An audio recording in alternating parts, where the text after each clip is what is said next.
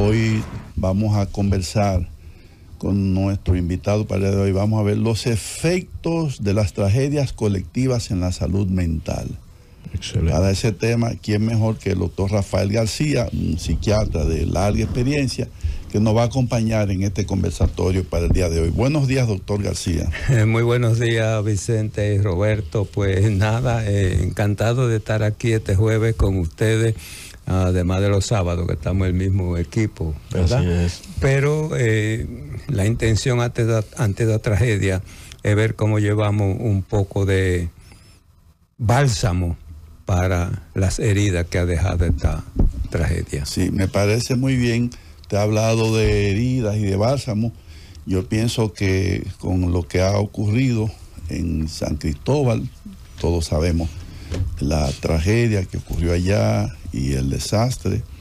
La gente ha quedado muy afectada. Yo diría que el pueblo entero, sin excepción, se siente herido, lastimado, dolido y apenado por ese desastre. Los desastres no avisan. Ellos llegan y de repente estamos, los que están ahí en el perímetro, inmediatamente muchas veces mueren o quedan heridos, y los que están luego en las áreas sucesivas pueden también quedar heridos y afectados. Y los que estamos de lejos no recibimos las heridas físicas directamente, pero vamos a tener el impacto y los efectos de lo emocional. Hoy vamos a hablar desde el punto de vista de lo que es lo mental y lo emocional. Claro, hay que hablar de muchas cosas, hay que hablar de los daños físicos y eso pues hablaremos. Pero hoy vamos a enfocarnos en el área emocional, en el área mental de eso. ¿Qué le parece, doctor García y Roberto? Pues yo creo que muy bien. Roberto creo que iba a opinar. No, simplemente decir que me siento honrado al poder estar en medio de dos maestros. Siempre he dicho que yo soy un alumno aventajado por muchos, señores. Y sí es sumamente interesante tocar la parte emocional. Sé que a ustedes, algunas personas le han abordado con esto de cuáles son las secuelas que deja esto de esta tragedia, donde se habla de una cantidad de fallecidos, estas familias, las personas del entorno, los que estaban allí al momento de esa explosión. Y yo decía, en el día de ayer tuvimos la oportunidad, la Z dijo presente a través de un pequeño equipo de trabajadores de acá que estuvimos visitando el área, y cuando usted habla con esas personas, cuando usted ve el rostro de esas personas, todavía, señores, el asombro se percibe, y cuando ellos te explican lo que ellos sintieron en el momento, es algo de verdad trágico. Bueno, lo hemos visto por los noticiarios, lo hemos visto por la televisión, lo hemos visto en los diarios, y como dices tú, uno se imagina o se supone o se aproxima a lo que sintieron esas personas, pero uno no llega a poder entender todo lo que esas personas recibieron.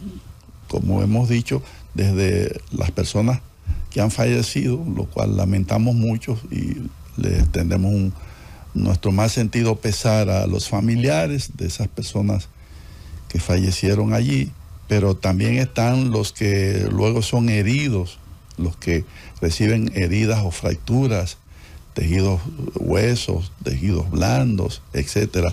Cuando eso ocurre, hay una explosión como este caso, también hay heridas visuales. Entonces hay individuos de esos que deben hacerse una evaluación oftalmológica.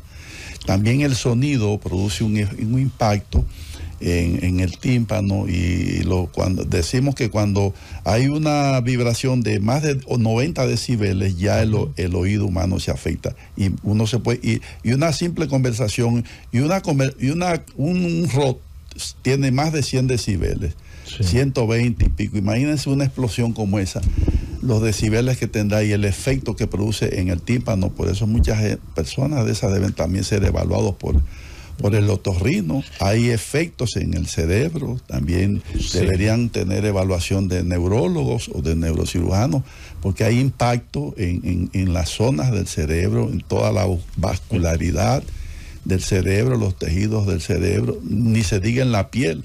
Vemos como muchos de esas personas fueron referidos a las unidades de quemados. O sea, ese es un enfoque que hay que darle multidisciplinario, porque desde el cirujano, el traumatólogo, el otorrino, el oftalmólogo, el dermatólogo, todo el equipo de la medicina tiene que ir a evaluar y a auxiliar a esas personas. Me contaba una persona de la Dirección Metropolitana de Salud de un joven de 15 años que el joven no sufrió quemaduras, a propósito de lo que usted termina de decir, doctor Vicente, pero que llegó al hospital desmayado. Al ser un adolescente fue trasladado a Lugo Mendoza y allí se le detectó una hidrocefalia. Parece ser que por esas situaciones del impacto del sonido, entonces, según contaba el galeno, hizo como una especie de crisis, pero sus familiares no sabían que él tenía esa hidrocefalia y que allí se le detectó. Esta mañana me lo contaba este médico, que de hecho él es pediatra, pero producto precisamente de esta situación, y creo que usted ha dado, como decimos popularmente, en el clavo. Tiene que ser un manejo multidisciplinario. Sí, fíjate, una situación como esta es generalmente descrita como un evento, un espectáculo dantesco. Dantesco que podría ser como una paradoja, porque cuando hablamos de lo que Dante describió, es en el infierno, en los 9 círculos del infierno, pero que tienen que ver con los pecados. Pero es una situación que causa espanto y terror a la persona. Y eso es tan antiguo, las reacciones de la persona ante eventos de esta naturaleza. Recuerden también, hablando, porque hoy a Khalil Michel hablando de la Biblia, ¿qué pasa con Sodoma y Gomorra? Que los ángeles terminadores le dicen a Lot y su familia que se vayan y que no regresen, que no miren hacia atrás. Entonces Edith, parece que es el nombre de la esposa porque no está consignado así, mira hacia atrás y la mujer dice en algunas traducciones que se vuelve una estatua de sal, pero traducciones nuevas de la Biblia dicen que murió de espanto. Pues eso es muy importante. Tiene sentido. El impacto. Tiene sentido eso. Hay gente que muere ante una noticia. Sí. Entonces, situaciones como esta, la describió muy bien una pobre mujer que dijo, lo he perdido todo, es como volver a comenzar de cero. Y entonces uno espera que realmente estos fondos para desastre tomen en cuenta todas estas personas que han tenido pérdida de todo lo que tenían, lo han perdido todo. Entonces, ¿qué es lo que nosotros tenemos que hacer ahora? Bueno, trabajar con estas personas, porque cada vez que estas personas recuerdan lo que ocurrió, los síntomas reaparecen. Los síntomas reaparecen y está descrito, ¿verdad?, en terapia conductual, revivir eventos te produce la misma sintomatología. Entonces estas son personas con las que hay que trabajar, darle apoyo, porque están con rabia, están no sé por qué a mí, ¿verdad? Cada vez que alguien tiene un evento, ¿por qué yo? ¿Por qué a mí? ¿Por qué me tuvo que pasar eso? Yo no soy una persona mala, yo no le he hecho daño a nadie. Porque lo unimos a las religiones. Yo pienso que las religiones no tienen nada que ver con eso. Estas personas van a seguir teniendo pesadillas, insomnio, ansiedad, depresión y una serie de síntomas que son agudos en el momento inmediato posterior a la tragedia. Hay algo de manera llana que dicen algunos individuos que les ha tocado vivir situaciones dantescas como la que usted ha descrito, doctor, que al ver esto, al entrar en el estado de depresión o depresivo, usted ve que dicen, ¿para qué luchar tanto? La vida no tiene sentido. Mira a fulano, y hasta hacen ciertas comparaciones, como después de un evento hay personas que sienten que su vida pierde sentido. Es así porque hay una frustración. Hay una frustración. Nosotros los psiquiatras decimos que tú te pones en los zapatos del paciente. ¿Qué quiere decir eso? Que yo me identifico con lo que está pasando. Pero a veces el mismo terapeuta tiene tal frustración que una escena que no recuerdo dónde la vi, el tipo dice, mira, no tenemos solución. Lo único que podemos hacer es llorar juntos ahora. Sí. Pero aún así le estaba apoyando. Sí. Llorar. Sí. Exacto. Sí. Porque todo este tipo de situaciones tenemos que tomarlo muy en cuenta y hay que formar los equipos que puedan trabajar en desastre para darle apoyo emocional a todos estos niños que vivieron ese evento está fijo en su cerebro. Y en muchos adultos que tienen pesadillas, dijo una señora, cada vez que yo oigo un ruido me espanto porque creo que va a volver a pasar lo mismo. Sí, sí. Entonces eso es revivir esos momentos que vuelven y te dan los mismos síntomas. El estrés postraumático.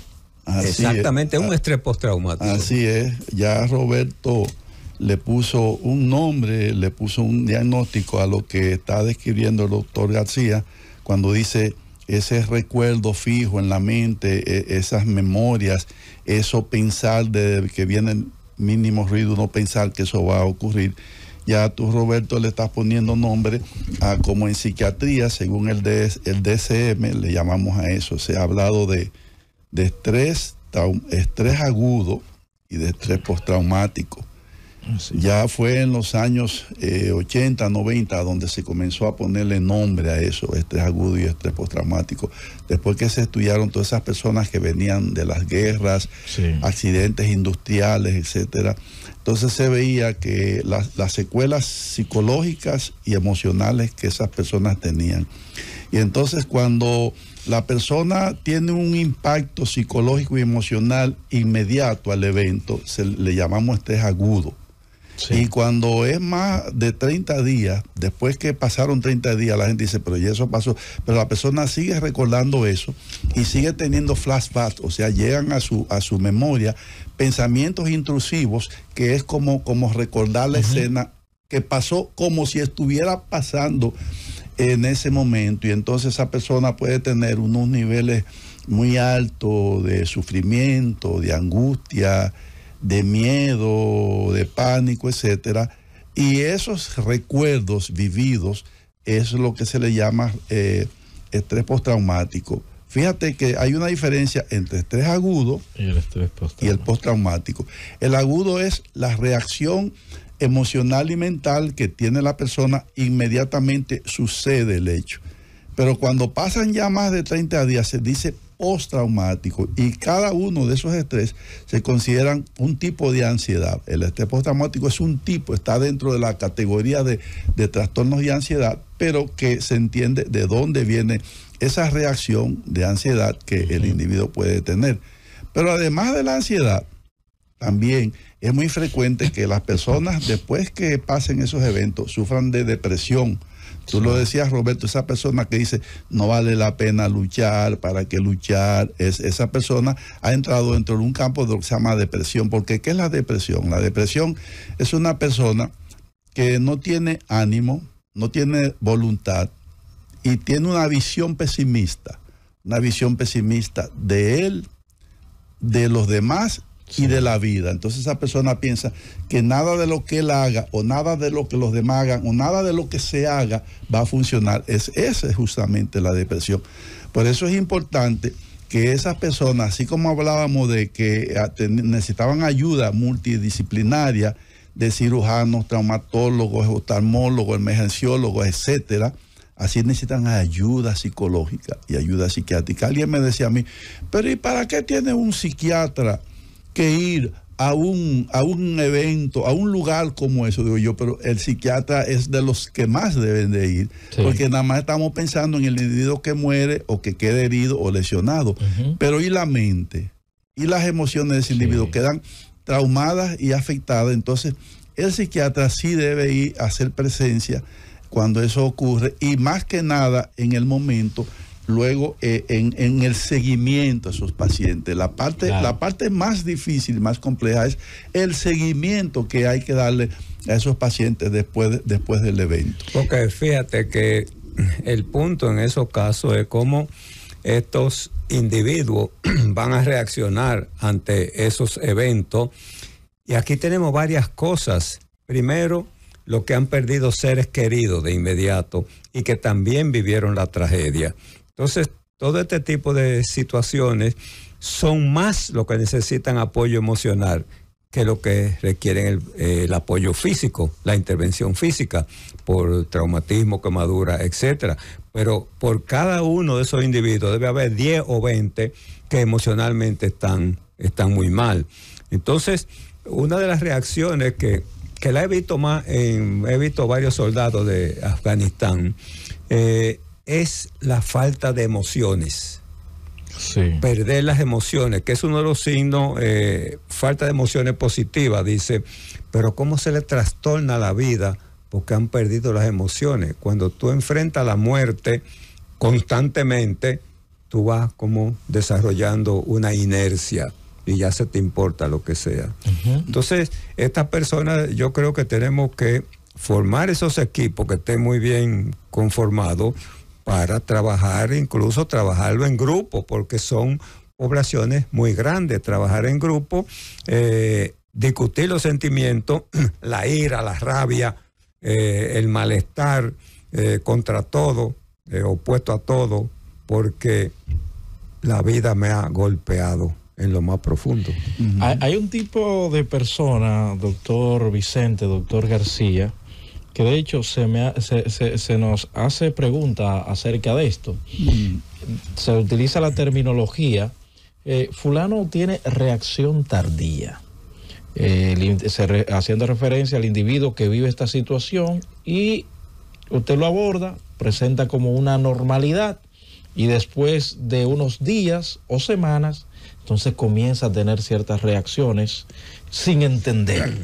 Sí. Entonces el abordaje de quizás ciertos profesionales capacitados, en la entrevista se dan cuenta que ese individuo vivió un evento traumático, pero son personas como que en el momento bloquean esa área de reacción. ¿Cómo no?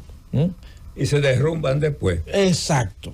¿Cómo no? Eso es común que lo veamos. Tienen una gran resistencia, hacen las cosas, reaccionan ahí y después entonces se derrumban. Sí. Pero mientras tanto la adrenalina lo mantiene funcionando en esos casos. Y es muy importante que a todos le demos seguimiento y las atenciones, porque es muy difícil manejar todo este tipo de proceso solo. No es posible. La ayuda tiene que ser aceptada, porque mucha gente dice, no, ya eso pasó, yo soy un macho. Usted no es ningún macho ni ninguna hembra, usted es una persona que ha sufrido un evento doloroso y hay que ayudarlo a entender eso.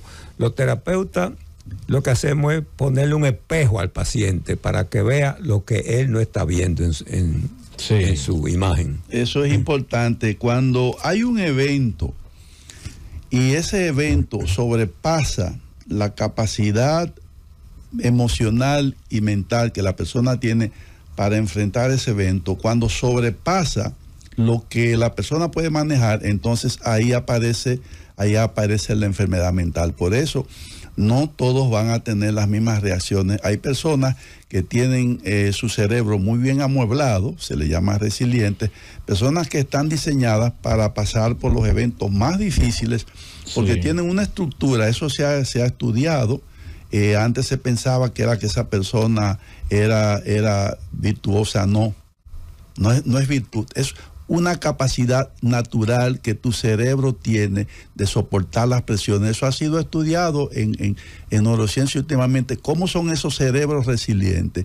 Y hay personas que no tienen la capacidad de soportar eventos de tal magnitud, que entonces, aunque son personas inteligentes y personas muy altas y personas con muy buen carácter, pero su cerebro, desde el punto de vista anatómico, morfológico, su cerebro no tiene la capacidad de manejar eventos de tal naturaleza. Entonces, ahí es donde aparece el trastorno mental. ¿Cómo cuáles? Ya lo hemos dicho, la ansiedad, aparece la depresión, aparece el uso y el abuso de sustancias. Por eso hay personas que cuando pasan por estos eventos comienzan a consumir más alcohol o a consumir incluso drogas legales o ilegales. Por eso es que hoy día la gente usa tantas cosas, porque es que en la vida se vive tanto estrés, sí, tanta tensión que la gente vive, que entonces la gente recurre al alcohol, o recurre a las benzodiazepinas que sí, les indican los médicos, o a las sustancias ilegales. Por eso estos eventos van a traer, como hemos dicho, más trastornos psicológicos y mentales y más trastornos de tipo adictivo. Y hay personas que incluso pueden tornarse irritables, sí, malhumorados, e incluso hay personas que pueden incluso frente a estos eventos pensar en el suicidio, tener ideación suicida, y algunos incluso ante la adversidad tan alta pueden reaccionar incluso suicidándose.